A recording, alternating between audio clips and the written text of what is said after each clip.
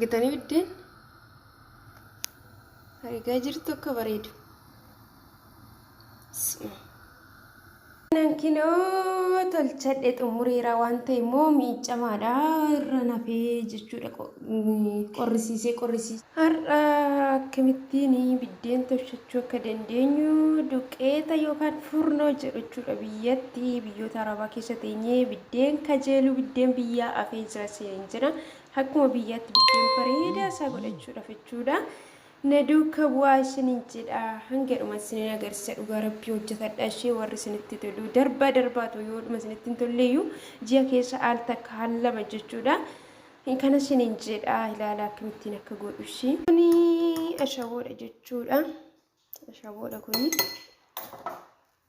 Kun immoo irshoodha jechuudha. Irshoo jechuudha. Argaa jirtu miti seeraan. Seera ilaalatoo jara keessanitti illee irraa suura kaafattanii nuu bitaa jechuu ni dandeessu jechuudha. Waraqataan illee jira gosa baay'eetu jira jechuudha. Yoo keessanii kinoo akka kanatti itti naqattanii maankaa sukkaaraa tokko walakkaan itti naqadha jechuudha. Bishaan immoo kinoo asitti qorra baafadhee jechuudha xiqqoo lafa godheeraa kinoo akkanatti itti naqannaa ashaboo immoo kan itti goonuu fi xiqqoo shidhama gaarii akka kennu jechuudha xiqqoo dhabni isaa namatti hin tolu waan ta'eef kun irshoo ashaboo irshoodha jechuudha. Amma maalti dabalannaa daakuudha jechuudha. Kana raacitii jirra galgala yeroon kun jechuudha raacitii fadhee buleeni borutti deebi'a jechuudha. Kuni daakuudha jechuudha. Harka tokkoon kaameraa qaba harka tokkoon immoo itti naqaa jira dhiifama jechuudha.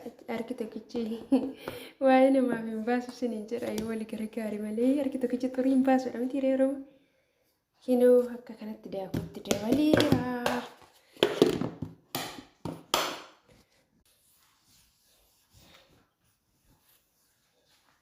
Kana maal goonaa waliin rukutachuudha. Kana waliin rukutachuudha. Qadaadee asirratti wanta kanatti sirriitti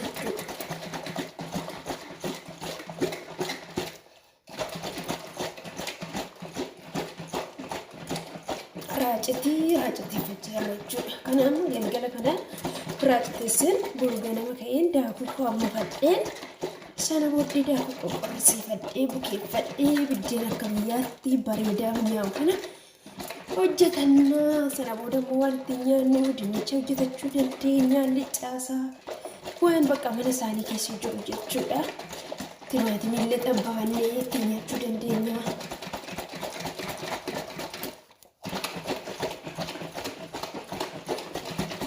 Inoo akka kanatti jechuudha. Ilaala akka kanatti jechuudha laalumichaa iyyuuni banuu hin barbaadu jechuudha. Boroni qadada sarara kaasee yeroo inni bukaayee boolseetti agarsiisa jechuudha. Kun galgaladha. Amma immoo daakuu ammafachuuf hin jira.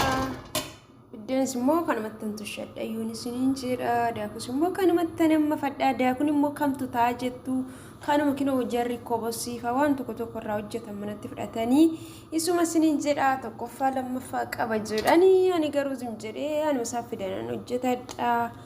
Tokkoffaa ta'e lammaffaa ta'e hin beeku isiniin jedha. Inoo haala kanaan jechuudha daakuu asirratti naqadhee isiniin jedha. Nama fachaa jira.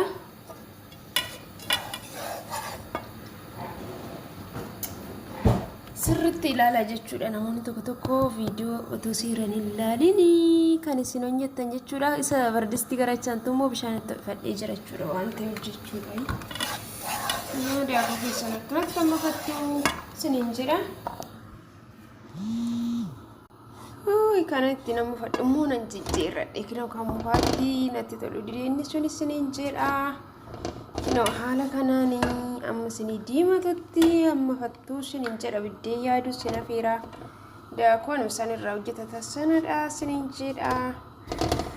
Tarii ammam tursitaa bukeessitiin jechuu dandeessu raacitii isaa kalee galgala raacateessi raacitii isaallee isinitti nan agarsiisa akkam akka fakkaatee.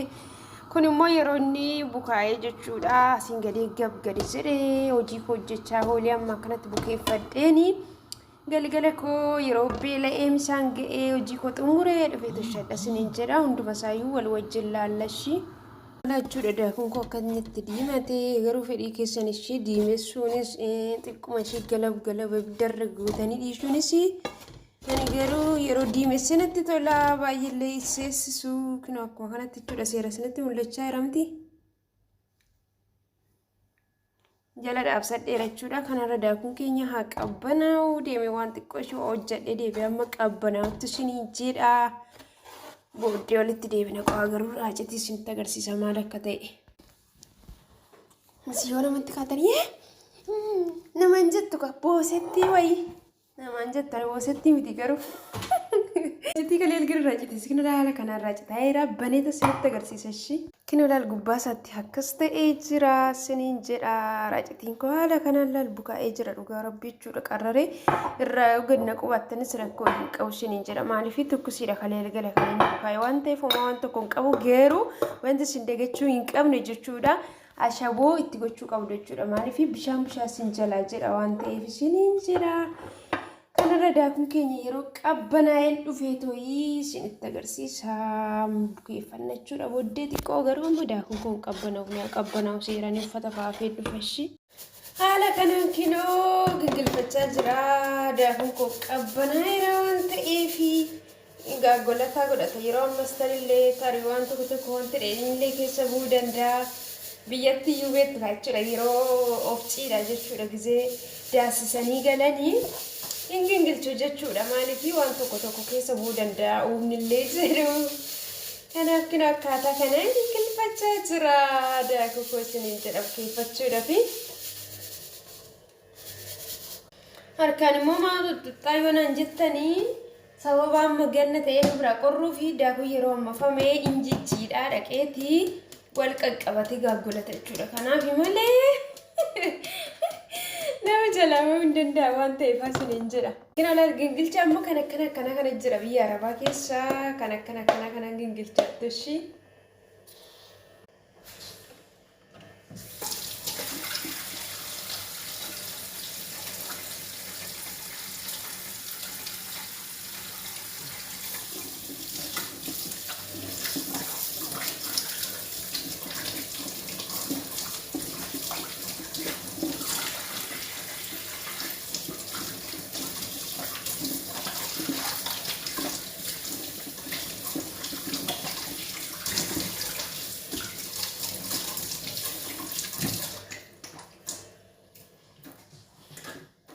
Kori kadde dhufeera kenna raacitiin kiyyallee azira isa kana waliin gaadha raacitii kaleessa jechuudha.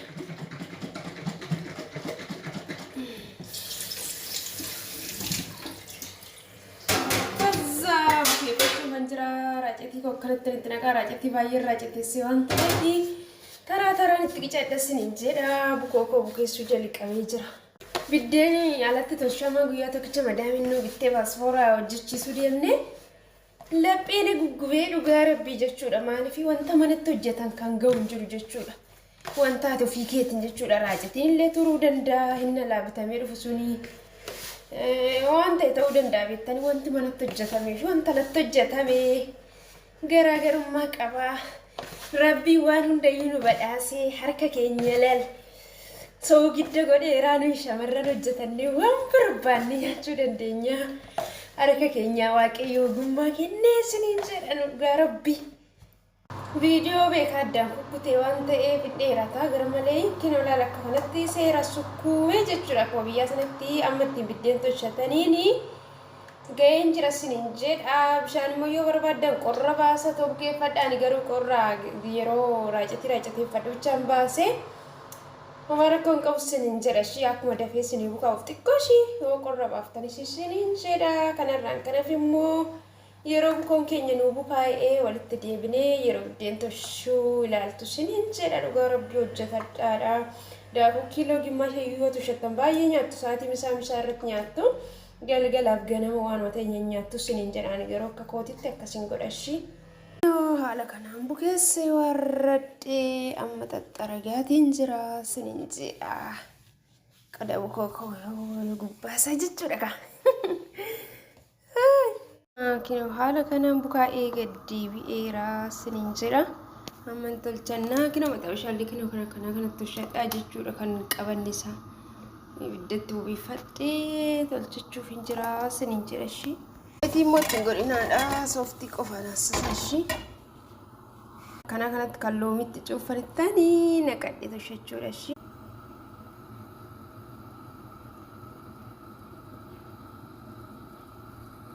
Haala kanaan irraa baasee siniin jedha. Biddeen duraatti si'eeleen illee lo'itee.